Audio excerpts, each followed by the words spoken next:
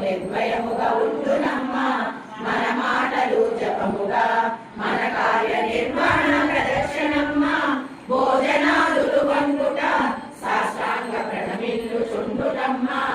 అమ్మ చెవి మండలమైనా విషమైన శివునకు సులభమమ్మా అమృతం పులకాగిన దేవతలు ఆపదలు పొందెనమ్మా ఈశ్వరుని స్వాగతించు చెరులంత జేజేలు పలికెనమ్మా మడుల మగుటమ్ములతో బ్రహ్మాది దేవతలు వంగెనమ్మా